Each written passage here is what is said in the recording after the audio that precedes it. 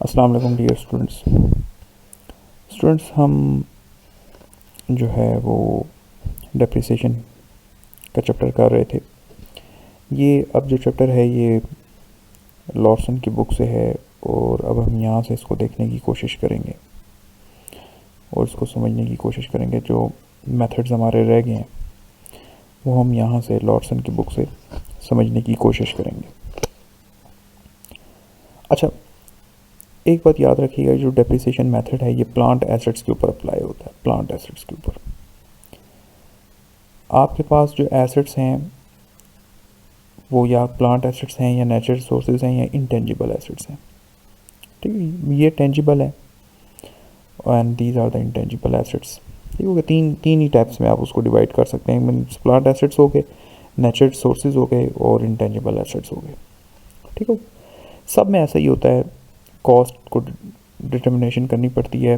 Plant assets की depreciation होती है, नेचुरल रिसोर्सेज की डिप्लेशन होती है और इंटेंजिबल एसेट्स की अमोर्टाइजेशन होती है। मतलब ये वही है कि वो अपनी वैल्यू डेप्रिशिएट कर रहे होते हैं, सिंपल। ठीक होगा, सिर्फ नेचुरल रिसोर्सेज के लिए डिप्लेशन वर्ड यूज़ हो रहा है और for intangible assets amortisation use हो रहा है। ठीक हो गया जी स्टूडेंट्स।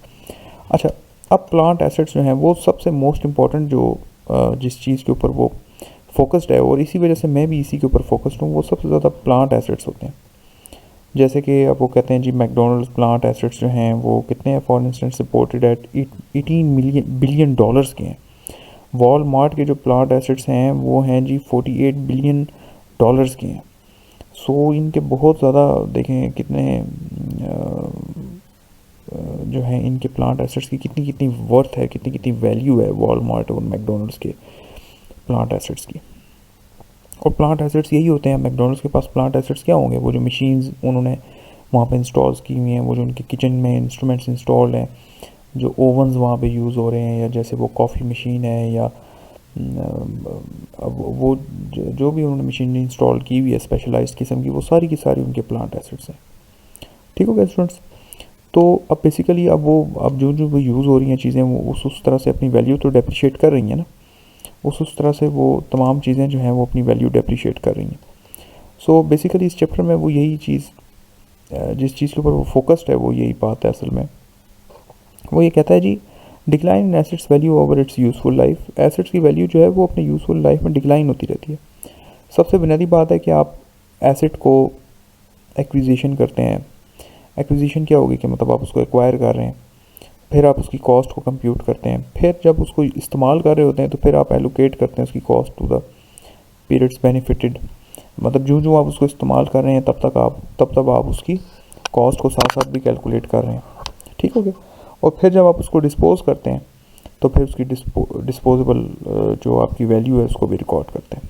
ठीक हो गया। ये तीन चीज़ें जो हैं इसमें बड़ी इंपॉर्टेंट है जो हम एसेट्स इस्तेमाल कर रहे होते हैं। सो कॉस्ट डिटर्मिनेशन, अभी फ़िलहाल चलें हम इस लैंड को और इस चीज़ में नहीं जाते।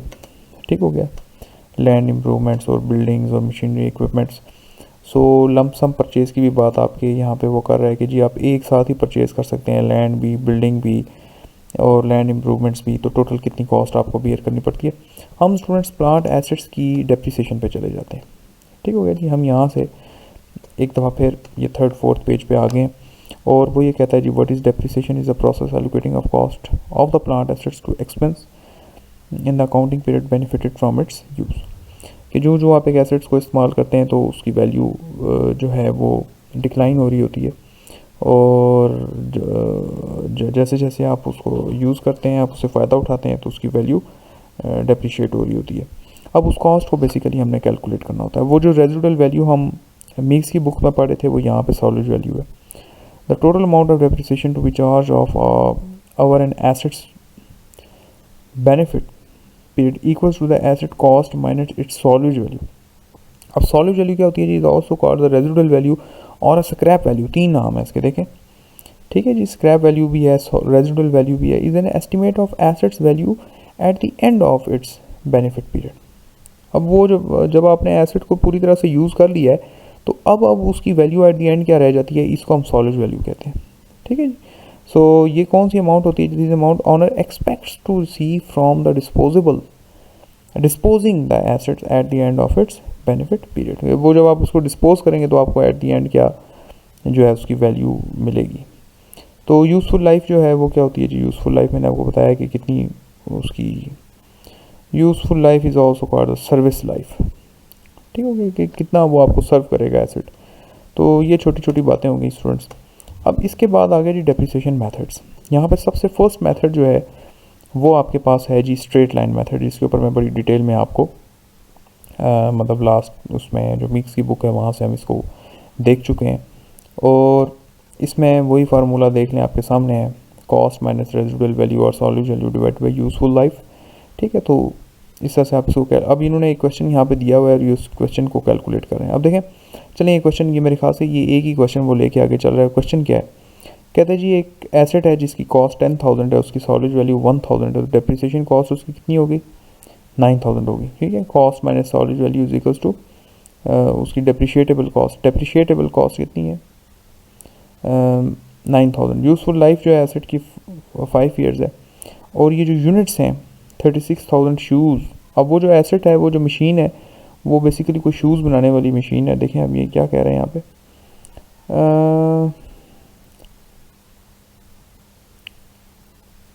ये जो जी asset data for athletic shoe inspecting machine. ठीक होगी जी, ये जी data for athletic shoe inspecting machine है जो कि शू को इंस्पेक्ट करती है, शायद बनाती नहीं है, उनकी इंस्पेक्शन करती है। तो ये मशीन $10,000 की है, इसकी सॉलिड वैल्यू 1,000 है, ये 5 ईयर्स तक चल सकती है और ये 36,000 शूज़ को इंस्पेक्ट कर सकती है। ठीक हो गया जी। तो अब ये जो यूनिट्स इंस्पेक्टेड हैं, ये यूनिट्स ऑफ प्रोडक्शन मेथड के अंदर आएंगे, जो इससे नेक्स्ट मेथड होगा। स्ट्रेट लाइन मेथड के अंदर इनका कोई यूज़ नहीं है। ठीक है, ये जो यूनिट्स इंस्पेक्टेड वाली बात कर रहा है, इसका स्ट्रेट लाइन के अंदर कोई यूज़ नहीं है इस चीज़ का। ओके, चलें अब हम आगे इसको देखते हैं कि इसने कैसे इसको कंप्यूट किया हुआ है। सो डेप्रिसिएशन एक्सपेंस इनकम स्टेटमेंट के अंदर आता है जी, और बैलेंस शीट में उसकी बुक वैल्यू से लेस हो जाता है।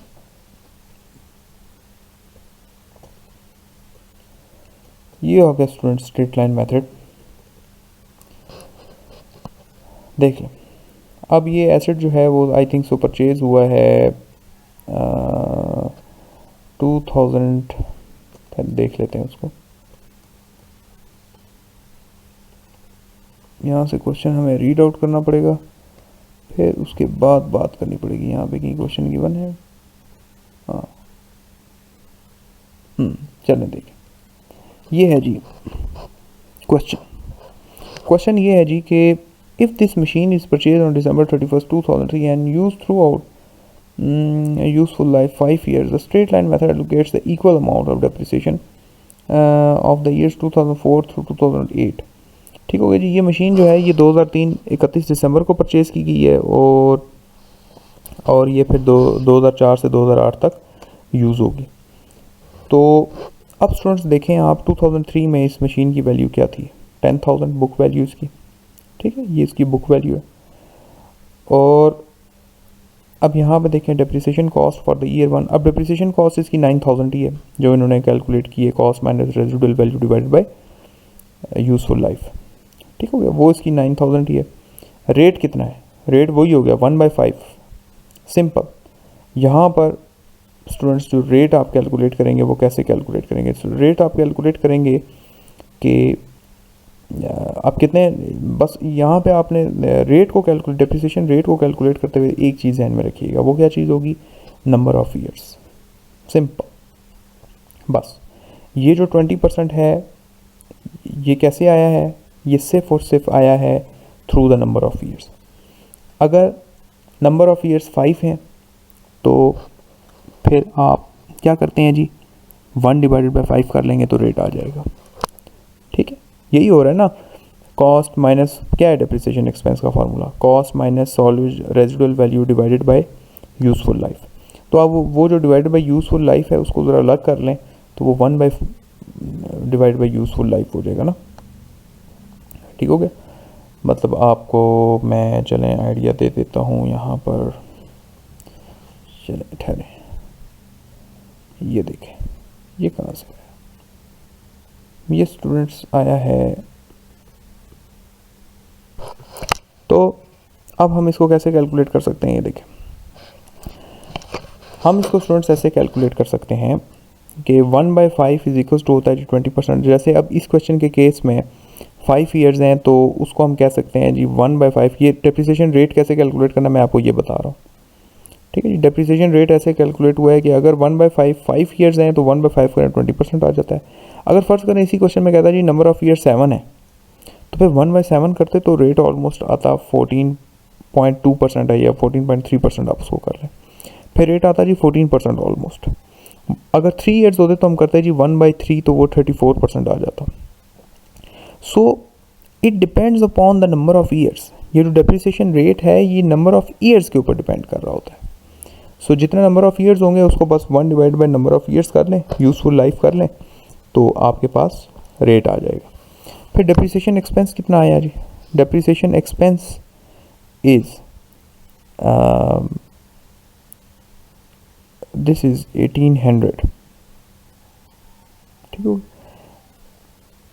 अब ये आपके पास जो है वो 1800 accommodated depreciation 1800 for the first year, ये आपके पास जी 1800 आ गया। अब इसमें इन्होंने क्या किया है जी? इसमें इन्होंने ये बेसिकली किया है कि हम क्वेश्चन को एक बार फिर देख लेते हैं। आई थिंक सो क्वेश्चन मेरे जहन से आई थिंक निकल गया है। अच्छा, डेप्रिशिएटेबल कॉस्ट इज़ 9000। ओके, इन्होंने फिर 9000 का बाद में 1/5 से मल्टीप्लाई किया, तो उसका जो है ना वो आ गया। अब यहाँ पे ये बेसिकली वही तरीका है, उसी तरीके से इसको सॉल्व कर रहा है। वही फार्मूला है जी, cost minus residual value divide by useful life.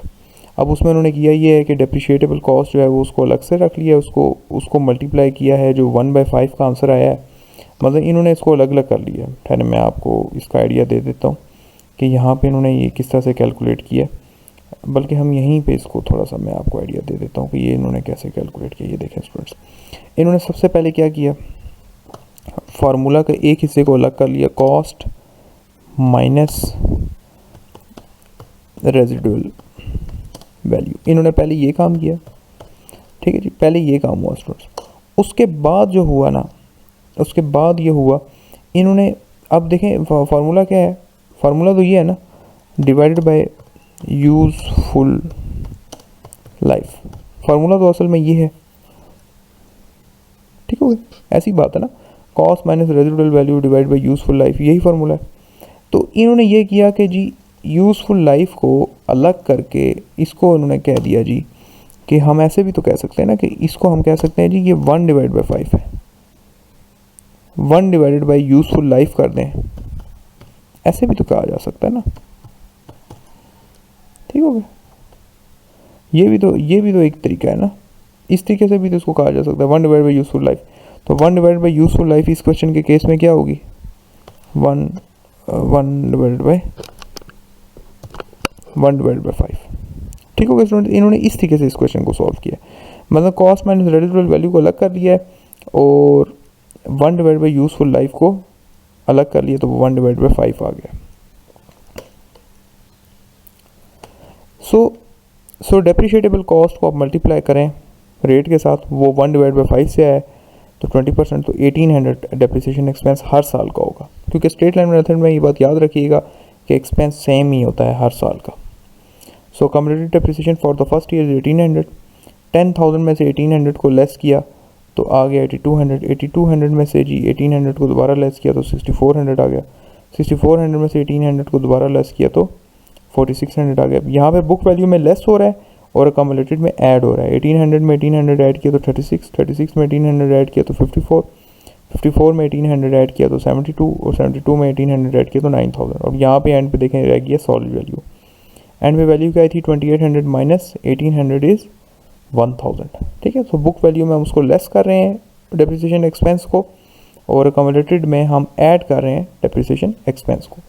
So students ये 5 कॉलम्स जो हैं वो इसमें बन रहे हैं, जो लॉर्सन बना रहा है। मैं समझता हूँ ये ज़्यादा बेहतर है, आप लोग जो है वो इसी तरीके से इसको सॉल्व करेंगे, ठीक हो गया। कंफ्यूज होने वाली कोई बात नहीं है, लेकिन ये कॉलम ज़्यादा बेहतर हैं as compare to the mix. Mix में भी हम ये चीज़ देख रहे थे। चलें अब आपके सामने एक और क्वेश्चन भी आ गया। अब आपने यहाँ से भी आपको समझने में आपके लिए आसानी होगी है कि इस तरीके से भी अब आप इसको कर सकते हैं। ठीक हो गया। सो डेप्रिसिएशन फॉर द पीरियड, अब इसमें 3 कॉलम्स बन गए जी, डेप्रिशिएटेबल कॉस्ट, डेप्रिसिएशन रेट और डेप्रिसिएशन एक्सपेंस, और फिर एंड ऑफ द पीरियड क्या है जी, अक्यूमुलेटेड डेप्रिसिएशन और बुक वैल्यू। ठीक हो गया जी। ये 5 कॉलम्स तकरीबन बन गए हैं और एक हो गया टाइम पीरियड का column. So students, these are the ways to calculate the depreciation under the straight line method. Straight line method के थ्रू हम इस तरह से depreciation जो है वो कैलकुलेट कर रहे होते हैं। उसके बाद है जी students units of production method. अच्छा, अब आप देखें कि ये जो मशीन हमने परचेज़ की थी ये कौन सी मशीन थी। ये जी इंस्पेक्टिंग मशीन थी कोई शूज़ की। ठीक हो गया, शूज़ की इंस्पेक्शन ये करती थी। और कितने नंबर ऑफ़ यूनिट्स हमने क्वेश्चन क्या था, क्वेश्चन ये था जी कि यूनिट्स ये इंस्पेक्ट कर सकती है तकरीबन 36,000 शूज़ को ये इंस्पेक्ट कर सकती है मशीन। ठीक है। सो अब स्टूडेंट्स हम यूनिट्स ऑफ प्रोडक्शन मेथड में ये चीज़ देख रहे होंगे। अभी देखें किस तरह से इसको, मैं जस्ट मेथड पे आ जाता हूँ और मेथड ये आपको समझाऊंगा। ज़ाहिर है कैसे होगा यूनिट्स ऑफ प्रोडक्शन मेथड, कैसे कैलकुलेट होगा। डेप्रिसिएशन पर यूनिट कितनी होगी जी, cost minus solid value divided by total number of units, total units of production. Production से मुराद ये होगी कि कितनी इंस्पेक्शन वो कर सकती है। ठीक है, कितना यूनिट्स बना सकती है एक मशीन। जैसे मैंने आपको प्रिंटर की एग्जांपल दी थी कि एक प्रिंटर जो है फ़र्ज़ करें 1000 पीस की कार्ट्रिज है तो वो 1000 प्रिंट कर सकती है। ठीक हो गया। सो हम उसमें यही कहेंगे कि total number of units production कितने हो गए जी। प्रिंटर का अगर केस होता तो 1000 में नीचे मेंशन करता। ठीक हो गया। सो यहाँ पर फार्मूला थोड़ा सा चेंज हो जाएगा। उसमें हम कहेंगे जी कितने यूनिट्स प्रोड्यूस हो सकते हैं। वो मशीन जो है वो चाहे फ़ोटो कॉपी मशीन है या वो कोई प्रिंटिंग मतलब जैसे ये जो और प्रिंटिंग मशीन्स होती हैं डिफरेंट किस्म की, जैसे साइन बोर्ड्स की प्रिंटिंग वगैरह होती है या बड़ी बड़ी प्रिंटिंग होते हैं बोर्ड। ठीक, या फिर हो गए जैसे ये जो गारमेंट्स की प्रिंटिंग होती है। और ठीक है, सो इस तरह की जो मशीन्स होती हैं, अब ये तब तक ही मतलब ये उतने ही यूनिट्स बना सकती हैं जितनी इनकी एबिलिटी होगी। मींस उसके बाद आपको वो रिप्लेस करना पड़ेगा और नया उसमें जो है ना वो लगाना पड़ेगा। उसका वो मींस जो कार्ट्रिज है वो आपको सिंपल चेंज करनी पड़ेगी। अच्छा, आप देखें कि इसका फार्मूला क्या हो गया जी। फार्मूला हो गया cost minus solid value divided by total units of production. कितने यूनिट्स वो मशीन प्रोड्यूस कर सकती है। तो इस हमारे क्वेश्चन के मुताबिक जी अभी हम कौन सा मेथड कर रहे हैं, यूनिट्स ऑफ प्रोडक्शन मेथड। कि यूनिट्स ऑफ प्रोडक्शन मेथड में बेसिकली होता ये है कि मशीन जितने यूनिट्स प्रोड्यूस करेगी उस लिहाज से आप उसकी डेप्रिसिएशन कैलकुलेट करें। ठीक है, अगर मशीन कोई यूनिट्स प्रोड्यूस ही नहीं कर रही तो इसका मतलब है फिर मशीन तो ठीक है, जब वो इस्तेमाल ही नहीं हो रही तो फिर उसकी डेप्रिसिएशन कैसे कैलकुलेट हो सकती है। तो यूनिट्स ऑफ प्रोडक्शन मेथड ये हमें इसमें ये ईज़ प्रोवाइड करता है कि जितना जितना एक मशीन इस्तेमाल हो रही है उस तरह से वो डेप्रिशिएट हो रही है। अगर वो इस्तेमाल नहीं हो रही तो फिर वो डेप्रिशिएट भी नहीं हो रही। ठीक हो गया जी। सो 10,000 minus 1000 divided by total number of units production, तो आ गया आंसर 0.25 पर शूज़ कॉस्ट पड़ी है आपको। ये डिप्रिसिएशन पर यूनिट कॉस्ट पड़ी है। सो डिप्रिसिएशन एक्सपेंस फिर कितना होगा जी, वो कहता है डिप्रिसिएशन पर यूनिट जो है वो 0.25 है और units produced in a particular period. अब टोटल मशीन के अंदर कितनी एबिलिटी है जी, 36,000 शूज़ को इंस्पेक्ट कर सकती है। तो शायद पहले साल में जो शूज़ इंस्पेक्ट हुए हैं वो 7,000 है। ठीक है जी। सो टोटल कॉस्ट पर कितनी आ गई, डेप्रिसिएशन एक्सपेंस टोटल कितना आ गया $1750। अब हमने ये देखना है कि जी आपको क्वेश्चन ये बिल्कुल गिवन होगा कि पहले साल में कितने शूज़ इंस्पेक्ट हुए हैं, दूसरे में कितने हुए हैं, थर्ड में कितने, फोर्थ में कितने, फिफ्थ में कितने, हर साल कितने कितने शूज़ इंस्पेक्ट होते रहे। ये तमाम की तमाम चीज़ें आपको आपके क्वेश्चन में गिवन होगी। जैसे यहाँ पे इन्होंने ये गिवन दी हुई हैं। इन्होंने कहा जी 2004 में 7,000 शूज़ इंस्पेक्ट हुए हैं, 2005 में 8,000 शूज़ इंस्पेक्ट हुए हैं, 2006 में 9,000 शूज़ इंस्पेक्ट हुए हैं, 2007 में 7,000 शूज़ इंस्पेक्ट हुए हैं, 2008 में 5,000 शूज़ इंस्पेक्ट हुए हैं। अब जिस तरह से मतलब जितने नंबर ऑफ़ यूनिट्स जो हैं वो इंस्पेक्ट हो रहे हैं या प्रोड्यूस हो रहे हैं उतने ही आप उसके लिहाज से डेप्रिसिएशन कैलकुलेट होगी। ठीक हो। अब इनको सारों को अगर आप ऐड करें तो 36,000 ही आंसर आएगा, जो क्वेश्चन के मुताबिक उसने कहा है जी कि 36,000 शूज़ ही इंस्पेक्ट हो सकते हैं। तो 7 + 8 15, 15 + 9 24, 24 + 7 31, 31 + 5 36,000। तो 36,000 शूज़ इंस्पेक्ट हो सकते हैं जी। ठीक है जी। ये 5 सालों में इन्होंने इस तरीके से उसको अरेंजमेंट किया कि पहले साल में 7,000 हुए, फिर 8,000, फिर 9, फिर 7, फिर 5,000। 7,000 को मल्टीप्लाई करें डेप्रिसिएशन पर यूनिट से 0.25 से मल्टीप्लाई करेंगे तो डेप्रिसिएशन एक्सपेंस आ जाएगा 2004 का, डेट इज़ $1750। इसको 10,000 में से डेप्रिसिएशन एक्सपेंस को लेस करेंगे तो 8250 आ जाएगा, और अकम्युलेटेड फर्स्ट ईयर की वही होगी 1750 डेप्रिसिएशन एक्सपेंस।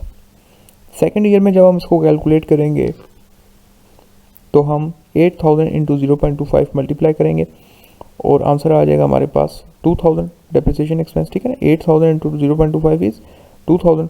अब क्या होगा, अकोमोडेटेड में इसको ऐड करेंगे 1750 प्लस 2000 इज इक्वल टू 3750, और 8250 माइनस 2000 इज इक्वल टू 6250।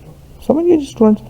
मतलब अकोमोडेटेड में हम उसको ऐड करते हैं और बुक वैल्यू से उसको लेस करते हैं। इसी तरीके से थर्ड ईयर का भी डेप्रिसिएशन एक्सपेंस आप ऐसे ही कैलकुलेट कर रहे होंगे कि 9,000 into 0.25 is equal to 2250। Accommodate करेंगे उसको 3750 में प्लस 2250 इज इक्वल टू 6,000, और 6250 माइनस 2250 इज इक्वल टू 4,000। ठीक हो गया जी। यहाँ तक बात समझ में आई। उसके बाद आ गया जी स्टूडेंट्स नेक्स्ट 2007 में 7,000 यूनिट्स, 7,000 इंटू 0.25 जो है वो 1750 यूनिट्स आ जाते हैं डेप्रिसिएशन एक्सपेंस के। और उसके बाद आप 6,000 प्लस दिस इज़ 7750, और 4,000 माइनस दिस इज़ 2250, और फिर अब लास्ट ईयर में 5,000 इंटू 0.25 इज़ 1250। तो 7750 प्लस 1250 इज़ 9,000, और 2250 माइनस 1250 इज़ 1,000। सो एंड पे आपकी वही सॉलिड वैल्यू रहेगी।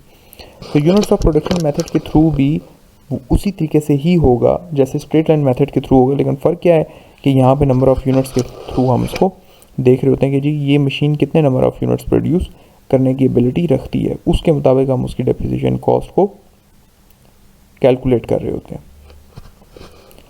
तो उम्मीद है कि यहाँ तक तो आपको जो है वो समझ आ गया होगा कि यूनिट्स ऑफ प्रोडक्शन मेथड कैसे होता है। यूनिट्स ऑफ प्रोडक्शन मेथड ये बता रहा है कि एक मशीन में कितने यूनिट्स प्रोड्यूस करने की एबिलिटी है, और उसने पहले साल में कितने प्रोड्यूस किए, दूसरे में, तीसरे में, ठीक है, up to so on per year वो कितना कैलकुलेट करती रही।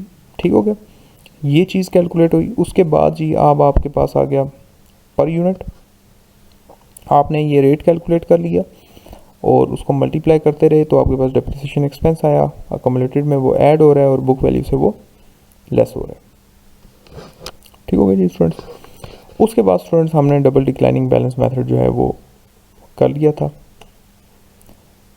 एक्सेलरेटेड डेप्रिसिएशन मेथड, और हम इसको डिक्लाइनिंग बैलेंस मेथड भी कहते हैं, और this is called double declining balance method. ठीक है, इसको डबल डिक्लाइनिंग बैलेंस मेथड भी कहते हैं। ठीक हो गया। अब ये भी मेरे ख्याल से उसी क्वेश्चन के थ्रू आई थिंक इसको सॉल्व करने की यहाँ पे कोशिश करेंगे, जहाँ तक मेरा अंदाज़ा है बिल्कुल उसी मेथड के थ्रू किया। जैसे स्ट्रेट लाइन में वो कहता है जी कि straight line rate is 100% divide by useful life, तो कितना है 100% divide by useful life is 20%। तो बड़ा आसान कर दिया इसने।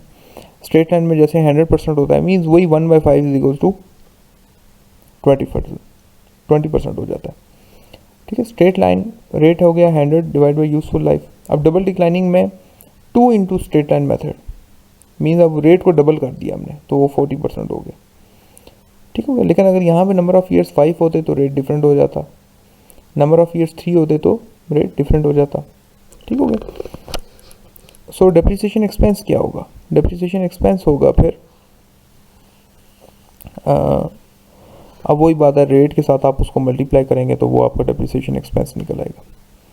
तो स्टूडेंट्स इन्होंने यहाँ पर जो है वो डबल डिक्लाइनिंग बैलेंस मेथड के थ्रू भी इसको कैलकुलेट किया है ये भी आप देख लें कि इसको उन्होंने कैसे कैलकुलेट किया। ये बात ध्यान में रखिएगा, book value from the very start आपको मेंशन करनी है, दैट इज़ 10,000। और अब ये हो गया डेप्रिसिएशन रेट, ये जो मिड वाला कॉलम है this is the rate. Beginning of the period book value कितनी है जी 10,000। सो अब यहाँ पे जो है वो ठीक हो गया। अब स्ट्रेट लाइन मेथड में यहाँ पे डेप्रिशिएटेबल जो वो कॉस्ट थी दैट इज़ 9,000, यहाँ पे वो बुक वैल्यू को ही सीधा सीधा मल्टीप्लाई कर रहा है डिक्लाइनिंग बैलेंस मेथड के रेट के साथ, that is 40%। So depreciation expense for the first year is 4,000। अब हमने ये कहा था कि डबल डिक्लाइनिंग बैलेंस मेथड का फ़ायदा ये होता है कि जो नंबर ऑफ़ ईयर्स बढ़ते हैं डेप्रिसिएशन एक्सपेंस कम होता जाता है। जैसे अब देखें स्टार्ट में 4,000 है, फिर 2,400, फिर 1,440, फिर 864 और फिर एंड पे 296, ये जो कि उन्होंने ख़ुद कैलकुलेट किया होगा। तो स्टार्टिंग ईयर में सबसे ज़्यादा डेप्रिसिएशन एक्सपेंस हमने बियर किया है। इतना स्ट्रेट लाइन से हमने नहीं किया। देखें स्ट्रेट लाइन में कितना था जी 1,800, ठीक हो गया। पहले वो सारे ईयर्स में वही था, और अब वो कितना हो गया ये देखिए 4,000 पहले ईयर में। तो मशीन की वैल्यू कितनी होगी फर्स्ट ईयर में 10,000 माइनस 4,000 6,000, और अकोमोडेटेड फर्स्ट ईयर में 4,000। अब आप 6,000 के ऊपर 40% अप्लाई करेंगे तो 2,400 आ गया। सो 4,000 प्लस 2,400 6,400, और 6,000 माइनस 2,400 इज 3,600। अब बहुत कम रेट, बुक वैल्यू बहुत ही कम हो गई है, 2 साल में ही कम हो गई है। फिर 3,600 पे 40% अप्लाई हुआ तो 1,440 आ गया। 6,400 plus 1,440 is 7,840, and 3,600 minus 1,440 is 2,160। अब 2,160 के ऊपर रेट अप्लाई होगा तो 864 आया, ठीक है। Depreciation expense 7,840 plus 864 is 8,704। 2,160 minus 864 is equal to 1,296। अब 1,296 के ऊपर जी रेट अप्लाई नहीं होगा, बस आपने ये देखना है कि सॉलिड वैल्यू क्या है। सॉलिड वैल्यू इज़ 1,000, तो सॉलिड वैल्यू से ऊपर कितनी है रिमेनिंग बुक वैल्यू, सिर्फ 296 का डिफरेंस है। बस 296 को एक्सपेंस में डाल दें, 8,704 में इसको ऐड करेंगे तो 9,000 आ गया, और 1,296 में से इसको लेस करेंगे तो सॉलिड वैल्यू आ गई दैट इज़ 1,000। अब आप इन तीनों को अगर आमने सामने रखें तो वही बात है कि आप इस तरीके से इसको कैलकुलेट करेंगे। स्ट्रेट लाइन के थ्रू भी 9,000 की डेप्रिसिएशन निकल रही है, यूनिट्स ऑफ प्रोडक्शन के थ्रू भी 9,000 ही निकल रही है, और डबल डिक्लाइनिंग बैलेंस मेथड के थ्रू भी 9,000 ही निकल रही है, ठीक है। सो सब के थ्रू एक ही डेप्रिसिएशन निकल रही है। So no it's upon you कि आप कौन सा डेप्रिसिएशन मेथड यूज़ करते हैं और कौन सा वो आपको हेल्पफुल है। ये सब की सब बातें जो है वो आप पे डिपेंड करती हैं। डिसीजन क्यों है जी? About 83% of the companies use a straight line depreciation method for plant assets, 5% use a units of production, and 4% use a declining balance method. Another 8% use an unspecified accelerated method, most likely declining balance method.